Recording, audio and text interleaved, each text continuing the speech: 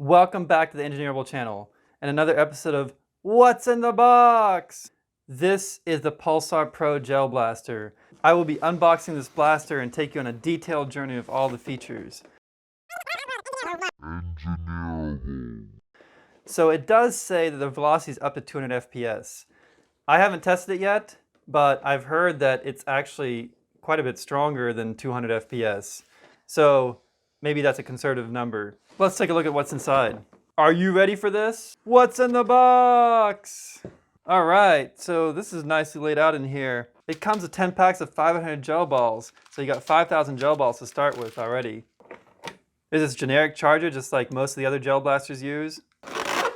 Comes with a little hydration bottle. This is good for 500 gel balls. This is the first blaster I've seen that actually uses goggles and not just safety glasses. And now to the blaster itself. Let's see if there's anything under here. Oh, we got an instruction manual under here. This is everything that the Hydro Strike Pulsar Pro comes with in the box. So we have the gel blaster body here. And this is a much cheaper feeling body, more like a inexpensive Nerf gun than the Splatrball SRB 400 blasters or some of the other rifle style blasters. It just feels like creaky and twisty and stuff. It doesn't feel solid. It also just feels a lot more plasticky. The magazine fits in here nicely. You can push this off with your finger, or you can push it like that to release it. The magazine doesn't just drop out. If you push it, it stays in there. You have to pull on it. You have to have some weight on it. The back stock extension snaps on like this. It's kind of shaky, not as secure as like the Splatrball ones. And then the stock goes on here, and it's adjustable. So you can adjust from the longest to the shortest there. So that's a nice feature of it. You have an adjustable stock. But it is all kind of wobbly and shaky and loose. The top rail is interesting because these sights, they just slide along the top and they snap in at every groove location. Same thing with the back one. It slides along here. So it actually makes it very easy to remove the sights if you don't want them. Like if you don't want these sights, just take them off. And then you have just a top rail like that. And you can add on whatever accessories you want onto this picatinny style rail. So this is a feature that's missing from like the Splatrball blasters that everybody wants. So it's actually kind of cool that you can take these sights off so easily. However, I foresee the sights getting easily knocked off and pushed off and lost. The sights do have two modes. You can flip it up like this. This will give you like more elevation for distance. And then you can adjust for closer. Then you can set the sight down for just like an approximation. Let's take a look at the battery. It came with the battery already installed. A little piece of cardboard spacer in here. So this uses a different connector than most of the other ones. And this is like an XT30 connector, which this is a high-end like RC connector. It's better than the other style connectors. But it also means that you can't just use a battery from a Splatrball or other blaster in here, although you can still charge it with the same charger. A Splatrball style battery will actually fit in here.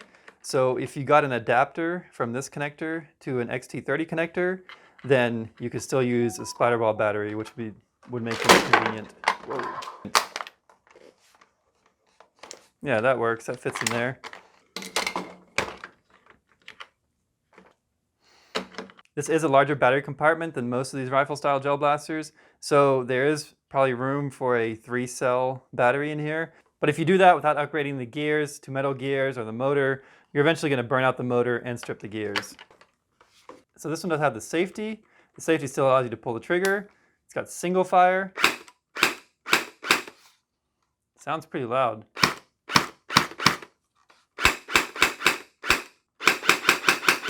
And then it has full auto.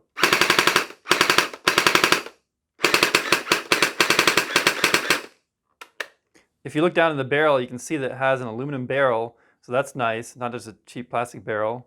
Adding a hop-up to this blaster is going to be a little bit tricky because the barrel is way down in there behind this flash hider, so you're going to have to cut out a portion of this to be able to add a hop-up on the end there. I'm going to do another video where I add a hop-up to this blaster. The magazine says it holds 500 rounds, so larger than the Splatrball magazine. This blaster looks like it uses a V3 style Airsoft gearbox, similar to the Splatrball gearboxes and the Wells G36C. It does have a hole in the bottom, and it does have a set screw down in there. You see that set screw down in there? So that set screw is pushing on the bottom of the motor and it's pushing the motor towards the gearbox, which means it's adjusting the distance between the pinion gear on the motor and the bevel gear. And it's very important that the pinion gear properly engages on the bevel gear. And what you can do is you can put a hex wrench in there and you can tighten the motor up against the bevel gear such that the pinion and the bevel gear engage more strongly with each other. And I'm not going to mess with it right now until we take it apart and I want to see how it was adjusted from the factory. But if you ever have any strip gear problems with the Pulsar Pro, you may be able to recover it by taking this and pushing your motor into the bevel gear some more, and it may start working again. Ideally, you want this to be adjusted properly in the first place, and one of the ways to do it is to just do it by ear, which is you pull the trigger and you listen, and then you turn the screw clockwise to push the motor into the gearbox and make the engagement tighter, and then you just keep listening until you hear like it's straining, and then you back off a little bit. So what you're trying to listen for is where the motor is straining, and you don't want to leave it there. You don't want the motor to be straining. You want to pull it back a little bit where it sounds smooth, it sounds quiet. It's got basically the best sound at that point.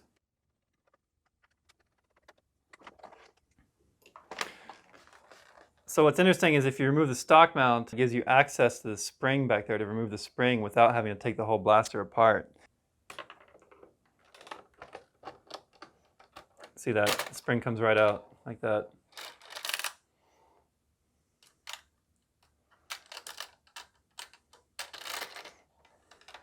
This is a nice feature if you're doing some mods, but otherwise you don't want to put a stronger spring in there because you're probably going to break something. Overall, it's a nice blaster. It just doesn't feel as high quality as some of the other ones that are out there. It feels a lot more like a toy. It looks a lot more like a toy, which is a good thing for backyard play. But the most important thing we're going to have to see is how hard does it shoot, how fast does it shoot, and how durable is it. So I'm going to be doing some other videos where I test the FPS, the rate of fire, and also do some durability testing on it and tear it down to see what's inside. Make sure you subscribe and stay tuned for those other videos.